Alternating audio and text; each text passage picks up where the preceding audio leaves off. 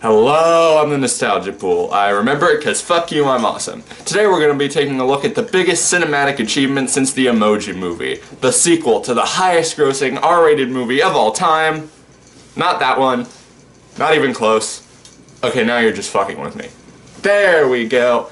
Deadpool 2.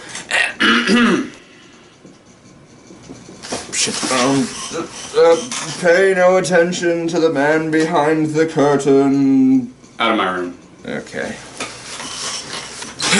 Freaking idiot.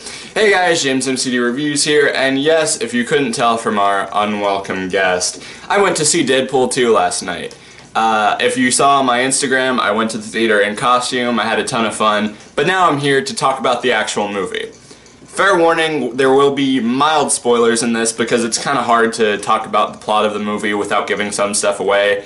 I won't, however, give away any specific jokes or cameo appearances, so you're safe in that regard, but still, just to be safe, if you want to go into the movie unspoiled, then I'd suggest not watching this video. So, I really liked the first Deadpool when it first came out. I really liked it. It was one of my top 10, if not top 5, greatest Marvel movies, or greatest superheroes, period. Rewatching it, I wouldn't say it's that good, but I still really like it. I still think it holds up. The comedy is still really good. The representation of the character is like flawless. All the actors do a really good job. The comedy is hilarious. The CGI doesn't hold up as well, but that's all down to the fact that they had a really limited budget, which also is worked into a lot of the jokes. Like the reason in the first movie, the reason why Deadpool leaves his duffel bag in the taxi is because of budget cuts. So that's why we get the sword fight that he does in the movie. So with already one really good movie under their belt, I was both really excited and really nervous for Deadpool 2. I was excited because, holy shit, they're getting all these really cool new characters like Cable and Domino and the X-Force and all these people. But at the same time, I was worried they would, like, Avengers 2 Kingsman, the Golden Circle, where either they would put so much into one movie where they would be trying to set up this franchise for the next few years, which they even reference in the movie, that it would just become a cluttered mess and it wouldn't flow really well, or that they would go so crazy and so over the top that it wouldn't feel the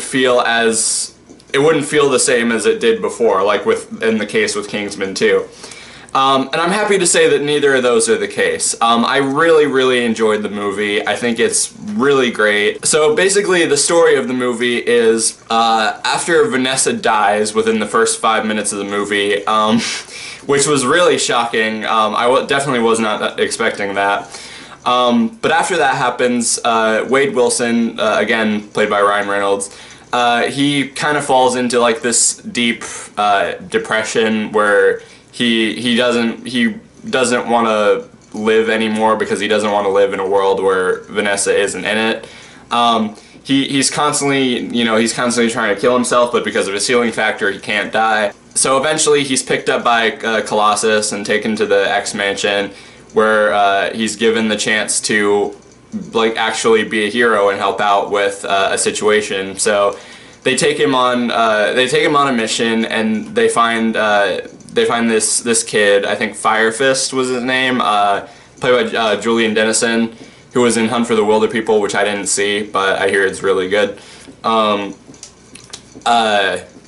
So they find this kid, and he's really angry. He's trying to like kill a bunch of people that tortured him, and when Deadpool finds out about this, he agrees because he's this little 14-year-old kid, and they're torturing him. So he tries to stop the people that were torturing him, but Colossus, being a goody two-shoes with his whole moral compass about not killing anyone, he has Deadpool and the kid placed under arrest. They're taken to this like mutant prison in the middle of nowhere. And then eventually Cable shows up because he's come from the future where this kid he eventually like gets a taste for killing people, and then goes on to kill a bunch more other people. which eventually leads him to kill Cable's parents. So Cable goes back in time to kill this kid so that his parents or survive. And it's basically you think the movie plays with expectations a little bit. You think that it's going to be like Deadpool protecting, or Deadpool trying to protect the kid and Cable's the bad guy, but then the kid like becomes the villain and Cable has to work with Deadpool. So I definitely wasn't expecting that. Basically the whole thing is Cable wants to kill the kid, but Deadpool thinks that, you know, there's still some hope left for him. He can be saved or stopped. So the whole third act of the movie is that him trying to get to the kid and talk him out of killing this guy. So the story is, I think, definitely better than the first one. Mostly because it's a lot darker and a lot more serious than the first one. I mean, it doesn't go like full on DC movie, but there is some pretty heavy shit in this one that I definitely wasn't expecting. That's not to say that the comedy isn't there, because the comedy is there and it really works. Like, this is like the most I've laughed in a movie this year since like Game Night. So that was really good. The comedy is still there. It's still really funny. All the stuff that you know Deadpool for is still there. The fourth wall breaking, the meta references, and it's great because now that Deadpool is like a much more successful character and much more successful franchise, they can now like do more blatant references to other franchises. Like they make jokes about the DC universe and the MCU. He calls Cable Thanos at one point, and it's really funny. I think it's really awesome. Another great thing about this movie is the acting. I think all the actors do a really good job. Ryan Reynolds, of course, kills it as Deadpool. He does a really good job playing not just the comedy, but the more serious moments. I think he does a really good job. Josh Brolin, of course, as Cable, really good, really talented actor, and he does a really good job as this. I found myself liking the kid, Julian Dennison, more than I thought I would. Like I said, I haven't seen Hunt for the Wilder Peoples, but after this, I might have to go check it out because he was actually a pretty good actor.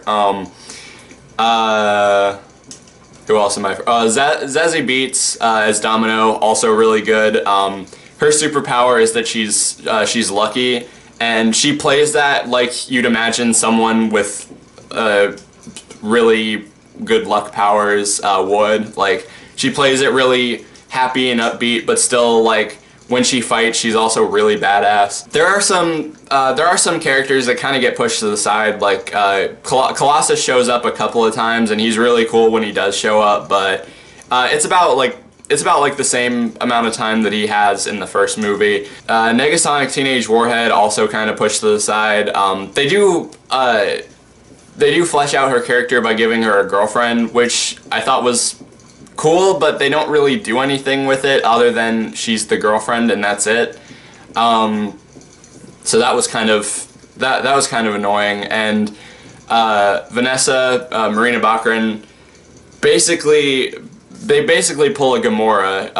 I think the term people have been using is fridged, I think, where her death triggers Deadpool to go on this whole adventure. One of the things that I was concerned about in terms of characters was, you see in the trailer that they're introducing the X-Force, and they're like all these different characters that like I didn't know anything about, but they looked pretty cool. But they're introducing all these characters, and I'm thinking, I hope that they're not going to just put all these characters into one movie just so they can start a franchise and it's going to be just really cluttered. But no, there is something that happens to them on their first mission that is absolutely hilarious. I was dying laughing. But I thought that was hilarious, and I thought that was a really good way to handle those characters because they weren't exactly like the most like memorable of characters. Some of them were kind of cool. Some of them were pretty funny. There's one character called The Vanisher.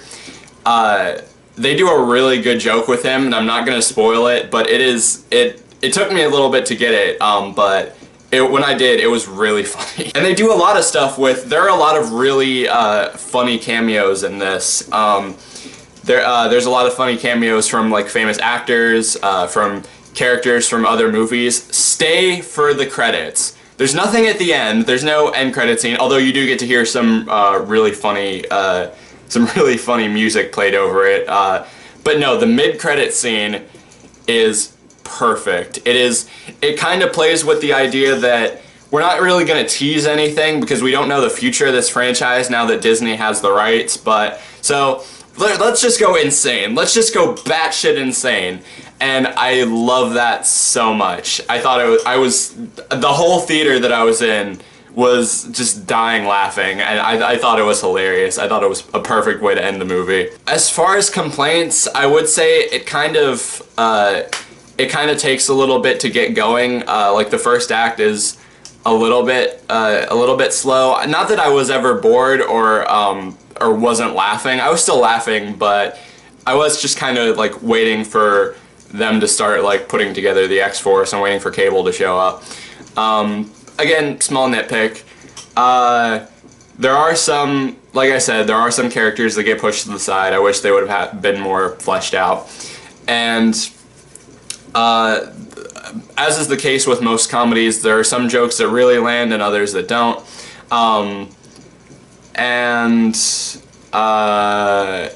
The CG, while majorly improved over the first one, there are some moments where it doesn't look as good.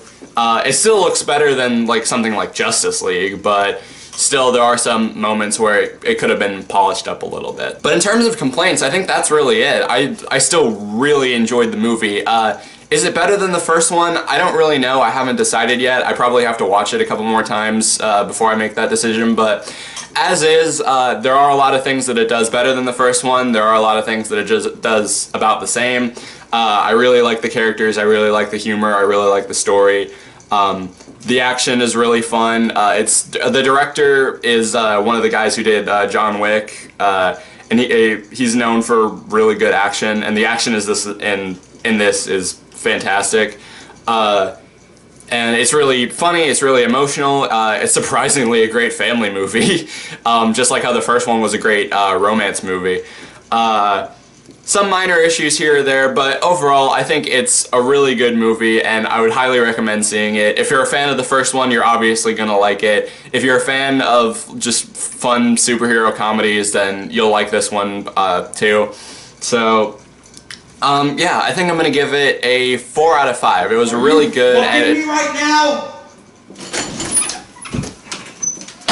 Only a 4 out of 5? What kind of bull-piss review is that? What? I said I liked it. I just had a few minor Oh, complaints. you just had a few problems with it. Yeah, fuck you, Marvel fanboy. You know you are with Marvel. Zip it, Buckendall! Okay. Say you liked the movie. Say it! I liked the movie. Alright, now give it a 5 out of 5. I'm not giving it a 5 out of 5. It doesn't deserve that. Right. Well, I hope you got closet space because I'm not leaving here until I get the rating that I deserve. Okay, you know what? It's not on the wrong. This'll take care of you.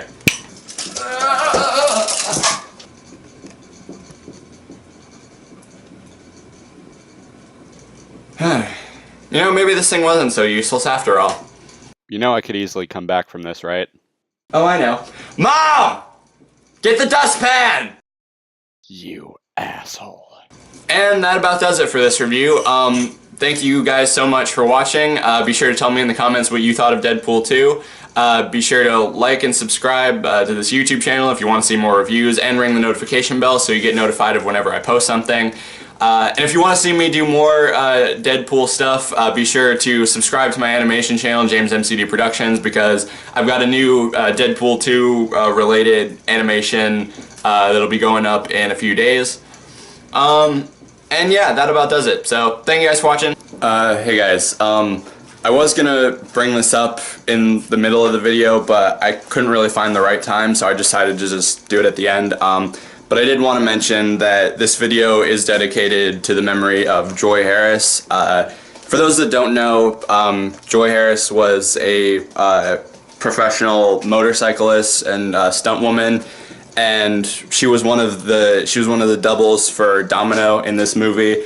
And during the filming of one of the like motorcycle stunts in the movie, she unfortunately was killed in the motorcycle accident. And this is really tragic that this happened. Really sad that better like safety precautions weren't taken.